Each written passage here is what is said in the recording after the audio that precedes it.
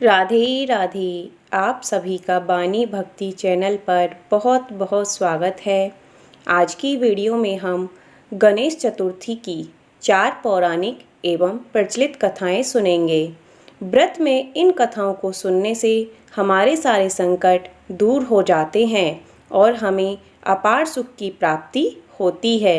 तो चलिए शुरू करते हैं आज की वीडियो। श्री गणेशाय नमः।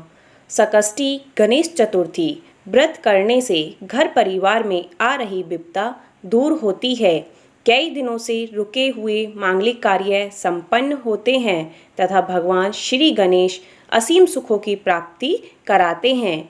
माह की किसी भी चतुर्थी के दिन भगवान श्री गणेश की पूजा के दौरान संकष्टी गणेश चतुर्थी व्रत की कथा पढ़ना और सुनना बहुत ही जरूरी होता है। आइए सुनते हैं इससे जुड़ी हुई 4 पौराणिक कथाओं के बारे में। पहली कथा के अनुसार, पौराणिक और प्रचलित श्री गणेश भगवान जी की कथा के अनुसार, एक बार देवता कई विपदाओं से घिरे थे। तब वह मदद मांगने के लिए भगवान शिव के पास आए। उस समय शिव के साथ कार्तिकेय तथा गणेश जी भी बैठे थे। देवताओं की बात सुनकर शिव जी ने कार्तिकेय व गणेश जी से पूछा कि तुम में से कौन देवताओं के कष्टों का निवारण कर सकता है। तब कार्तिकेय व गणेश जी दोनों ने ही स्वयं को इस कार्य करने के लिए सक्षम बताया। इस पर भगवान शिव ने दोनों की परीक्षा लेते हुए कहा कि तुम दोनों में से जो सबसे पहले पृथ्वी की परिक्रमा करके आएगा वही देवताओं की मदद करने जाएगा। भगवान शिव के मुख से यह वचन सुनते ही कार्तिकेय अपने वाहन मोर पर बैठकर पृथ्वी की परिक्रमा के लिए निकल गए, परंतु गणेश जी सोच में पड़ गए कि वह चूहे के ऊपर चढ़कर सारी पृथ्वी की परिक्रमा कैसे करेंगे। इस कार्य में उन्हें बहुत समय लग जाएगा। तभी उन्हें एक उपाय सूझा। गणेश जी अपने स्थान से उठे और अपने माता पिता की 7 बार परिक्रमा करके वापस बैठ गए। परिक्रमा करके लौटने पर कार्तिकेय स्वयं को विजेता बताने लगे। तब शिव जी ने श्री गणेश जी से पृथ्वी की परिक्रमा न करने का कारण पूछा। तब गणेश जी ने कहा, माता पिता के चरणों में ही समस्त लोक है। यह सुनकर भगवान शिव ने गणेश जी को देवताओं के संकट दूर करने की आज्ञा दी। इस प्रकार भगवान शिव ने गणेश जी को आशीर्वाद दिया कि चतुर्थी के दिन जो तुम्हारा पूजन करेगा और रात्रि में चंद्रमा को अर्घ्य देगा, उसके तीनों ताप यानी दैहिक ताप, दैविक ताप और भौतिक ताप दूर होंगे। इस व्रत को करने से व्रतधारी के सभी तरह के दुख दूर होंगे।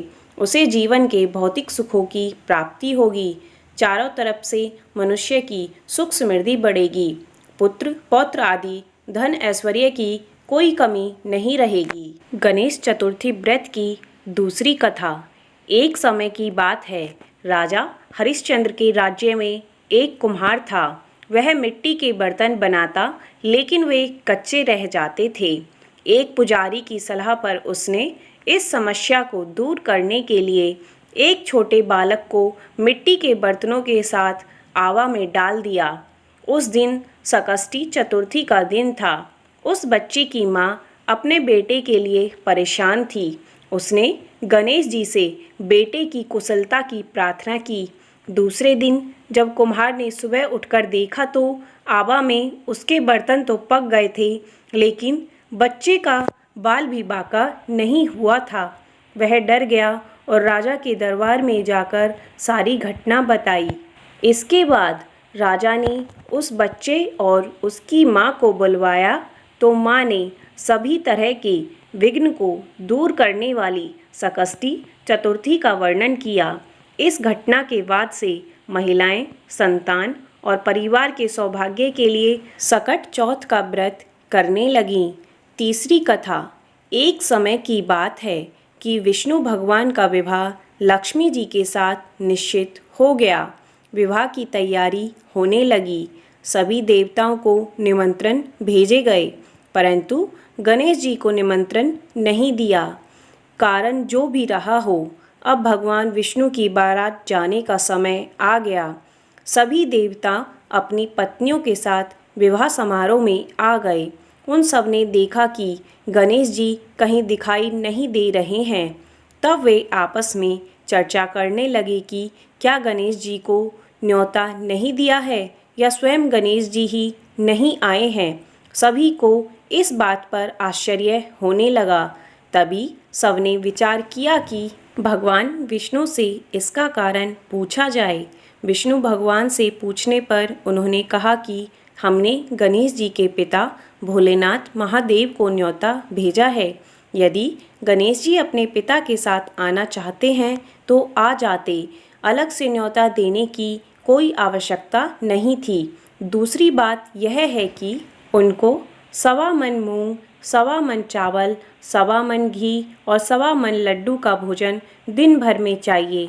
यदि गणेश जी नहीं आएंगे तो कोई बात नहीं है, दूसरे के घर जाकर इतना सारा खाना पीना अच्छा भी नहीं लगता है। इतनी वार्ता कर ही रहे थे कि किसी एक ने सुझाव दिया, यदि गणेश जी आ भी जाएं तो उनको द्वारपाल बनाकर बैठा देंगे कि आप घर की याद रखना। आप तो चूहे पर बैठकर धीरे धीरे चलोगे तो बारात में बहुत पीछे रह जाओगे। यह सुझाव भी सबको पसंद आ गया तो विष्णु भगवान ने भी अपनी सहमति दे दी। होना क्या था, इतने में गणेश जी वहां आ पहुँचे और उन्हें समझा बुझाकर घर की रखवाली करने के लिए बैठा दिया। बारात चल दी। तब नारद जी ने देखा कि गणेश जी को तो दरवाजे पर बैठे हुए हैं, तो वे गणेश जी के पास गए और रुकने का कारण पूछा। गणेश जी कहने लगे कि विष्णु भगवान ने मेरा बहुत अपमान किया है। नारद जी ने कहा कि आप अपनी मूषक सेना को आगे भेज दें तो वह रास्ता खोल देंगी, जिससे उनके वाहन धरती में धंस जाएंगे।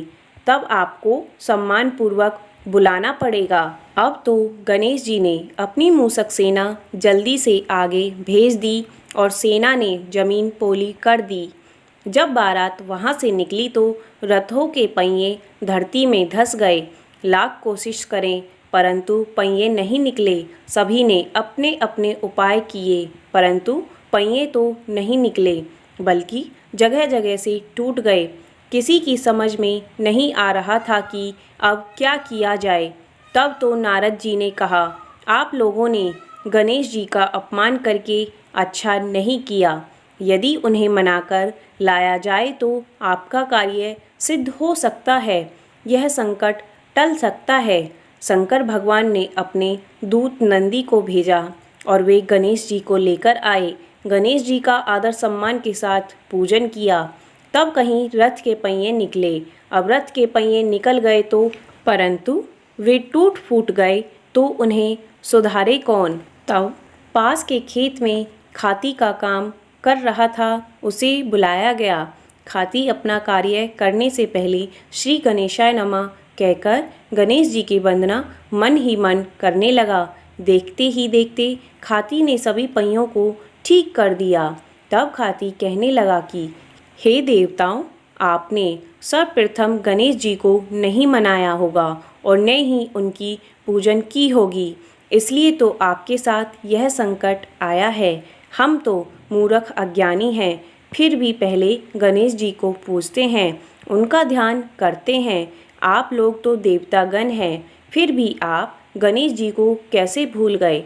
अब आप लोग भगवान श्री गणेश जी को जय जयकार बोलते जाएं तो आपके सब काम बन जाएंगे, कोई भी संकट नहीं आएगा। ऐसा कहते हुए बारात वहाँ से चल दी और भगवान विष्णु का लक्ष्मी जी के साथ विवाह संपन्न करा के सभी सकुशल घर को वापस लौट आए। चौथी कथा। एक बार भगवान शिव तथा माता पार्वती नर्मदा नदी के किनारे बैठे थे। वहाँ माता पार्वती जी ने भगवान शिव के साथ समय व्यतीत करने के लिए चौपड़ खेलने को कहा। शिव भगवान चौपड़ खेलने के लिए तैयार हो गए, परंतु इस खेल में हार जीत का फैसला कौन करेगा, यह प्रश्न उनके समक्ष उठा तो भगवान शिव ने कुछ तिनके एकत्रित कर उनका एक पुतला बनाकर उसकी प्राण प्रतिष्ठा कर दी और पुतले से कहा कि बेटा, हम चौपड़ खेलना चाहते हैं, परंतु हमारी हार जीत का फैसला करने वाला कोई नहीं है, इसलिए तुम बताना कि हम दोनों में से कौन हारा और कौन जीता। उसके बाद भगवान शिव और माता पार्वती का चौपड़ खेलना शुरू हो गया। यह खेल 3 बार खेला गया और संयोग से तीनों बार माता पार्वती ही जीत गईं। खेल समाप्त होने के बाद बालक से हार जीत का फैसला करने के लिए कहा गया, तो उस बालक ने महादेव को विजयी बताया। यह सुनकर माता पार्वती क्रोधित हो गईं और क्रोध में उन्होंने बालक को लंगड़ा होने, कीचड़ में पड़े रहने का श्राप दे दिया। तब बालक ने माता पार्वती से माफ़ी मांगी और कहा कि यह मुझसे अज्ञातवश ऐसा हुआ है, मैंने किसी द्वेष भाव से ऐसा नहीं किया। बालक द्वारा क्षमा मांगने पर माता ने कहा कि यहाँ गणेश पूजन के लिए नाग कन्याएं आएंगी, उनके कहे अनुसार तुम गणेश व्रत करो, ऐसा करने से तुम मुझे प्राप्त करोगे। यह कहकर माता पार्वती शिव के साथ कैलाश पर्वत पर चली गईं। 1 वर्ष बाद उस स्थान पर नाग कन्याएं आईं। तब नाग कन्याओं से श्री गणेश के व्रत की विधि मालूम करने पर उस बालक ने 21 दिन लगातार गणेश जी का व्रत किया। उनकी श्रद्धा से गणेश जी प्रसन्न हुए। उन्होंने बालक को मनोवांछित फल मांगने के लिए कहा। उस पर उस बालक ने कहा कि हे विनायक, मुझ में इतनी शक्ति दीजिए कि मैं अपने पैरों से चलकर अपने माता पिता के साथ कैलाश पर्वत पर पहुंच सकूं और वे यह देखकर प्रसन्न हों। तब बालक को वरदान देकर श्री गणेश अंतर्ध्यान हो गए। इसके बाद वह बालक कैलाश पर्वत पर पहुंच गया और कैलाश पर्वत पर पहुंचने की अपनी कथा उसने भगवान शिव को सुनाई। चौपड़ वाले दिन से माता पार्वती शिव जी से विमुख हो गई थी, अतः देवी के रुष्ट होने पर भगवान शिव ने भी बालक के बताए अनुसार 21 दिनों तक श्री गणेश का व्रत किया। इस व्रत के प्रभाव से माता पार्वती के मन में भगवान शिव के लिए नाराजगी थी, वह दूर हो गई। तब यह व्रत विधि भगवान शंकर ने माता पार्वती को बताई।